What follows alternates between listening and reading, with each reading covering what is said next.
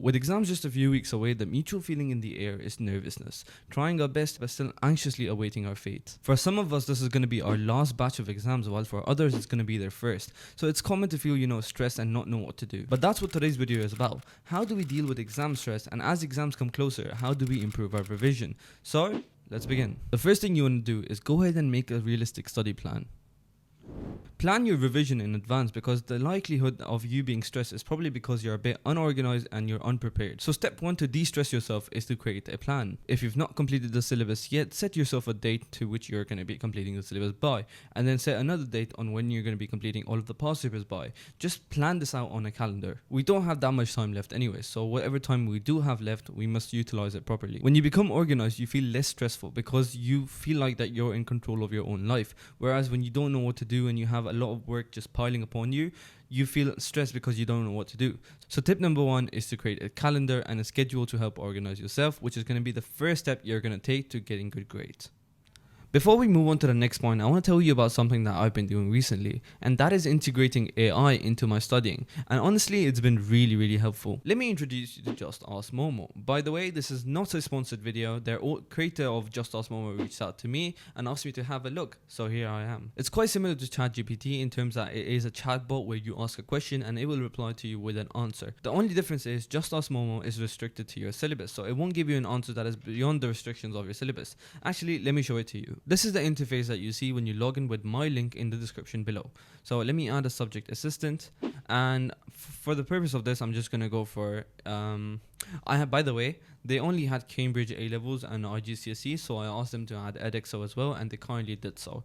But for the purpose of this video, I'm just gonna go chemistry, and I'm gonna go for 9701, so that is Cambridge A level chemistry. Now this is what you get, a similar interface to ChatGPT, but this is syllabus specific. So I'm just gonna ask you the questions. Can you explain how colors show up in a flame test? So now it's going to search through the Edexcel syllabus and all of the notes they have on Edexcel and see just, what is in the syllabus restrictions and give me an answer based on that. So it has given me an answer. The colors observed in a flame test arise due to excitation of electrons in the metal ions present in a substance. When a small amount of sample is introduced into a flame, the heat energy, and it basically just goes ahead and explains. Also gives some examples. Sodium ions produce a bright yellow color. Potassium ions result in a light purple or violet flame. And you can also quiz yourself on it. Okay, let's see. Yes, quiz me on it. Now it's gonna give me a few questions. There we go. So it has given me a couple of multiple choice questions, which I can now use and see. Okay, so I'm gonna type it as which metal ion is a bright yellow flame. So I know bright yellow flame is sodium, so I'm gonna type it like this. Question number 1 is C, and it's going to give me an answer if I'm correct or wrong. Correct. Sodium ion produces a bright yellow flame during a flame test. Let's move on to the next question. You can do this on and on you can do it for every single subject for GCSE, A level, Cambridge, and Edexcel. So this is, I think, something really interesting and that you guys should be trying as well. They are still new with many more features to come, so I would say stay tuned. You can check them out using my custom link in the description below. Also, this is not a sponsored video, as I said before. I just want to see what your guys' thoughts on it are. So please go ahead and check it out and let me know what you think about it. What can they improve? What features could they add? And yeah, let's get back to the video now. Now, tip number 2 is taking care of your health. When I say health, I usually mean 3 things: your fitness, your diet, and the most important thing of all, your sleep. First of all, let's talk about exercise. Exercise releases endorphins, which basically lower cortisol levels. Cortisol is aka stress, so making you feel de-stressed overall. Now, it's not necessary for you to go to the gym. Any type of physical activity does the job. Playing sports, going swimming, whatever you like most. Even walking is good enough. Just do some form of exercise to release endorphins so that they reduce your stress levels. Now, the second thing is your diet, and trust me, it is so easy to gain weight when you're doing nothing but studying by sitting on your desk all day long. Stress eating is also something a lot of people face. So please make sure that you're eating healthy every single day. An occasional cheat meal works, but like please make sure that you take care of your diet overall. Your diet is probably the most essential thing when it comes to staying healthy, because you're going to lose calories anyways. But if you consume more calories than you're losing, you're going to gain a lot of weight very quickly, especially in this period when you're going to be staying home for a long periods of time just studying. It is important that you maintain your diet and also maintain fitness. The last and most important thing is your sleep. Sleep early, wake up early. That is the recipe to success. Every single day you must be getting 7 to 8 hours of sleep, and especially a day before the exam. So let's say the night before the exam, you should be getting 8 hours of sleep, and that is a non-negotiable. It is so important for your brain to be able to work at peak functionality during the exam, because what happens is that if you're sitting in the exam and you did not get a good night's rest, your brain is only going to work at about 60% of its capacity, which is so bad for your exam and your grades. So please make sure that you're getting a lot of sleep. Pulling all-nighters there is no point in putting all-nighters. You had a whole year to study and you didn't, so just get the sleep and see what happens the next day. Now, these 3 things that I mentioned, your fitness, your diet, and your sleep, are the 3 main things that will get you your grades, because these 3 things, even though they might not seem as essential when it comes to your grades, they're probably up there with one of the most important things you can do to get yourself better grades.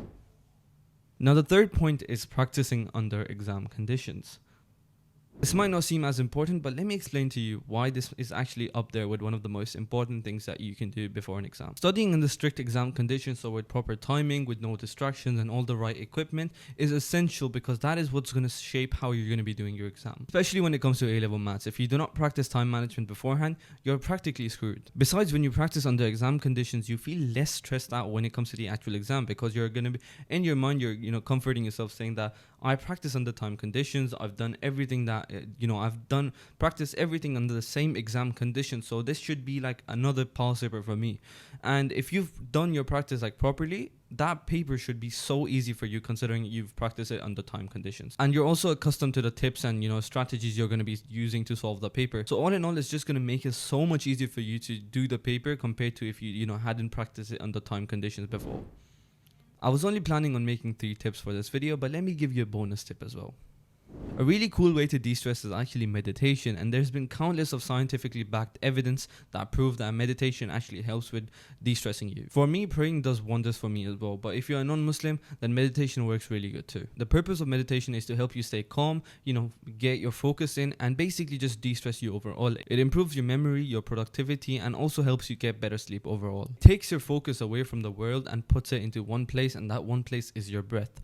And just doing this will help you, forget about all the worldly things. So for example, if I'm stressed about a maths exam coming up and I meditate, my focus just shifts to my how I'm breathing. That just helps me, forget about everything that's there and just focus on my breath. It's a really good way to de-stress yourself. If you have a lot on your mind, just try to meditate and see how much better you feel, especially during exam season when you have, a lot of exams coming up. You're stressing about how do I study, how many pulse papers I do. Just try to breathe, just try to do meditation and see how much better you feel.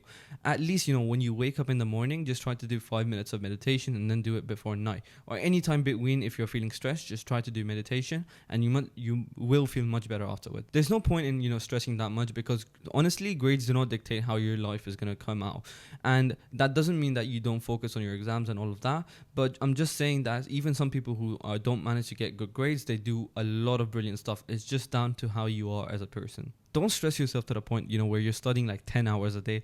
Honestly, okay, I'm gonna speak real with you, right?